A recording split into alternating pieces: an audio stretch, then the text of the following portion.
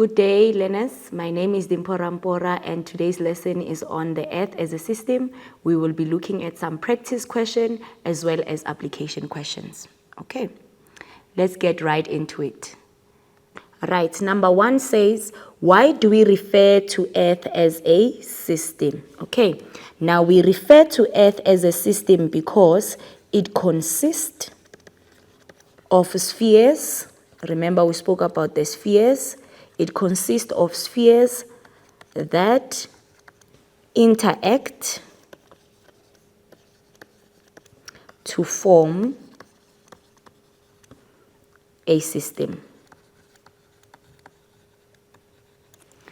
Now we are saying, the reason why we are saying an Earth is a system, it's because it consists of the spheres. Remember, we have the 4 spheres, we'll talk about them and remind you, it consists of the spheres that interact to form a system, and they also interact in order for life on Earth to exist. Now let's move on to the second question. The second question says to us, identify the 4 different spheres. So we are going to identify the 4 different spheres of the Earth. If you remember them, let's look at the picture here. We have the air here, okay? We have the air, and we know that the air is the atmosphere, is associated with the atmosphere. Now, let's look at what else we can see from the picture. From the picture here, we can see the water. Here's the water here. And from the water here, we can associate the water with the hydrosphere. So, we also have the hydrosphere. Okay. Now, let's go back to our picture again. From our picture here, I can see some green grass. And the green grass is our plants, okay? And our plants, we will refer that as our biosphere. Okay, where the plants are growing, we will say they grow here on top of the soil here. Okay, we will say that they are growing here on top of the soil. So where the soil is, we will call it the lithosphere. So these are all the spheres of the Earth that are interacting in order for us to form a system. Okay, I think we are all together and we can move on to the next question. Okay.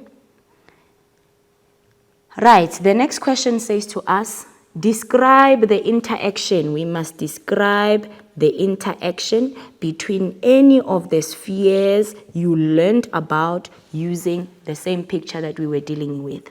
Remember, we said here we have the water, we said we have the air, and we have the plant, which is the biosphere, and where the plant is the soil. So how are we going to show that there is an interaction between the spheres? Remember, there is an interaction between the water and the soil. The water and the soil, remember, the water is the hydrosphere. So we are interacting the hydrosphere with the lithosphere. How do we interact the two? Is because we said that in order for plants to grow, we need the water to be absorbed from the soil and be absorbed via the roots of the plants.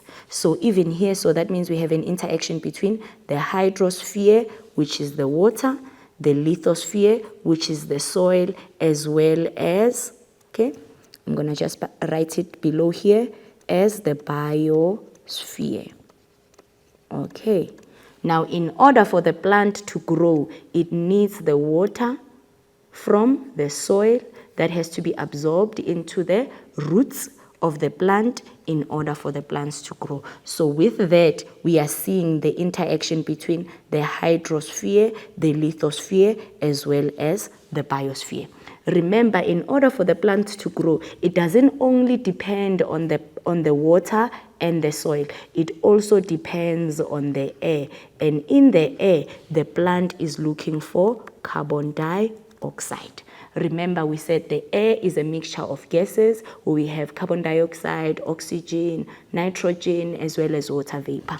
So the air, we are taking the carbon dioxide from the air in order to help the plant to grow. So here, that means we are looking at the interaction between the okay, excuse me with that. We are looking at the atmosphere interacting with the biosphere. Okay, how are they interacting? We need the carbon dioxide that has to be absorbed. Okay, let's write it correctly. Absorbed by the plant. So the carbon dioxide has to be absorbed by the plant in order for the plants to grow. That is how we show the interaction between the different spheres of the earth. Remember, we said the hydrosphere and the lithosphere, they interact because we get the water from the soil in order to absorb it on the plant. Okay, so all of these, they are interacting in order for the spheres to work together. So I think we are clear and I've answered the question correctly. I hope it makes sense to you. Okay, now we're going to move on to the next question, which is question number 4, which says to us, what happens if the levels of carbon dioxide change? The levels of carbon dioxide change. So what can happen?